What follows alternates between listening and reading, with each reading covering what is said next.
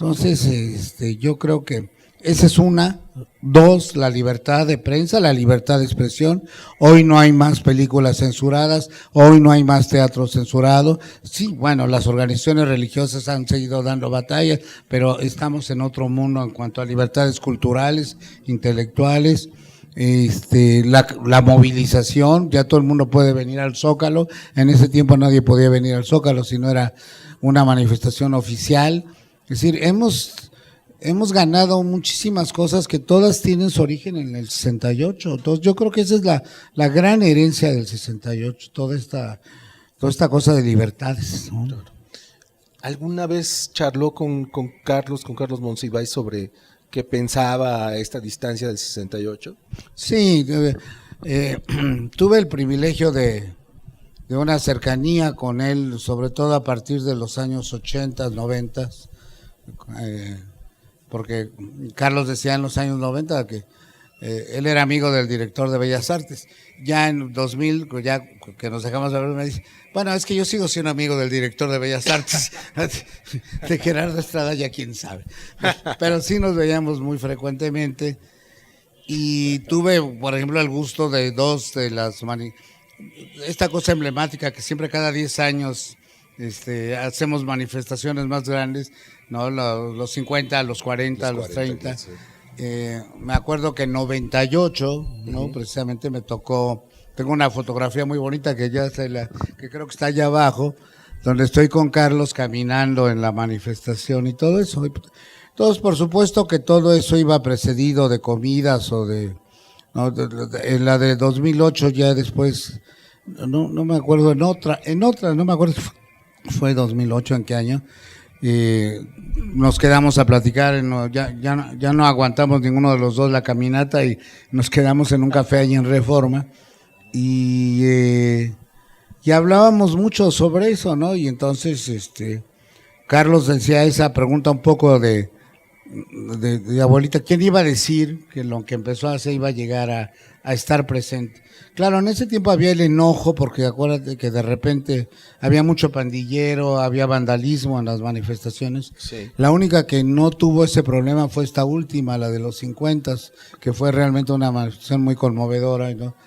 Pero sí, por supuesto, y Carlos fue el que más me animó a mí en la idea de que el 68 tuvo mucho de cultural, ¿no? Es decir, cuando apareció ese libro, la prueba es que me dio un testimonio allí, sí. Es que él reconoció que yo estaba en un punto correcto cuando señalaba las influencias culturales que hace 15, 20 años nadie que yo me conozca había señalado, ¿no? Es decir, ahora han salido 2 o 3 libros más sobre el tema de las influencias culturales del 68, pero Carlos me defendió en ese momento en una mesa redonda de presentación.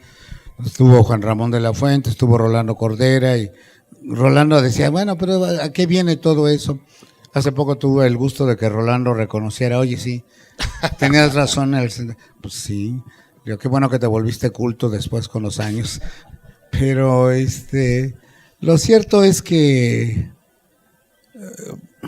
para mí y seguramente para muchos otros jóvenes del 68 y después ya en otra tesitura, la influencia moral e intelectual de Carlos Monsiváis fue determinante en muchas de las decisiones en nuestra vida, ¿no? Es decir, yo creo que Carlos es y será por mucho tiempo ahora sí que un punto de referencia para muchas cosas que hacemos y para muchas cosas de la vida política de este país, ¿no? Es decir, esta separación entre la cultura y la política para Carlos nunca existió, para mí tampoco, y eso me lo enseñó él de muchas maneras.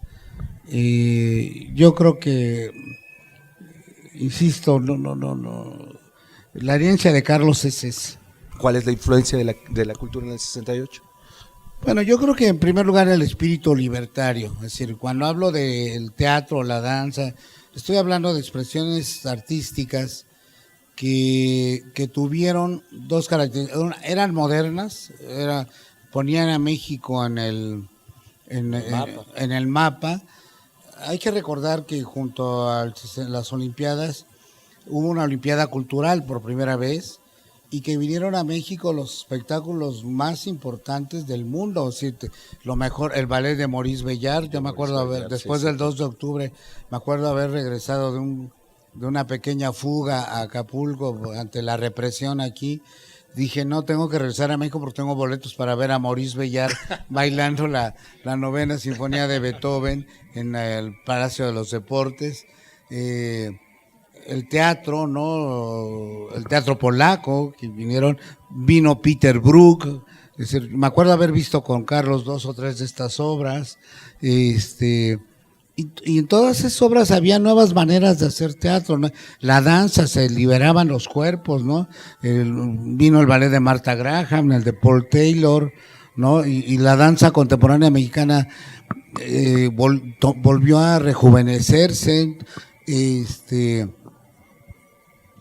Insisto, bueno, la música allí estaba presente, el rock and roll ocupó lugar en el suplemento cultural de siempre, ¿no? Había críticas por primera vez.